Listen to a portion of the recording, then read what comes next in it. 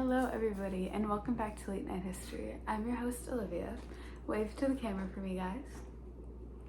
And speaking of cameras, tonight we have a very special guest here to talk to us about the history of photojournalism.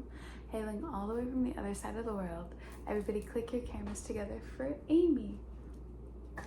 Thank you for having me tonight, Olivia. I've been a fan of the show for quite some time. Thank you for being here. Now, tell me, what is the history of photojournalism? Well, photojournalism is rooted in war photography. In 1861, Matthew Brady began photographing the Civil War. He had his first exhibition in 1862 and is recognized as one of the first pioneers of photojournalism. His images were so popular due to how raw they were and showing the true violence of the war and its impact on the soldiers and civilians. Wow, how fascinating. Matthew Brady seems like quite a guy.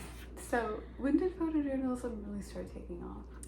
In the 1920s to the 1930s, it was then photojournalism was truly made a popular form of journalism. As well, from the 1930s through the 1970s, photojournalism saw its golden age. New innovations rising like the flash bulb and smaller cameras made them more portable and able to photograph in more places.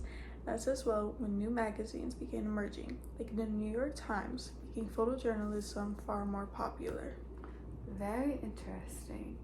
I think it's so cool that now we just all have little cameras in our pockets. So, how did the authenticity of the photos improve the stories? Well, photographs are very raw. They convey much more emotion than writing ever can.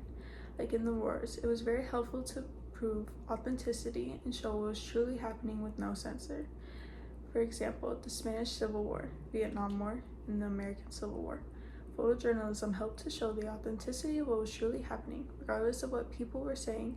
Another example referring back to the Vietnam War. The myth that the USA lost in the war was proved wrong and helped with photojournalism. War photos helped to prove the power it had over society's opinion based on it. Fascinating. So, photojournalism can really affect the way stories are read and perceived, correct? Yep. Again, they have the ability to convey much emotion and capture an exact moment. Visuals allow authors to break down complex situations into smaller pieces.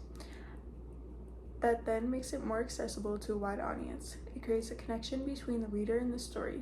It gives more accessibility, breaking language barriers and cultural differences. It's powerful for communication, spreading awareness globally. With photos and stories, they become much more interesting and are easier to attract an audience.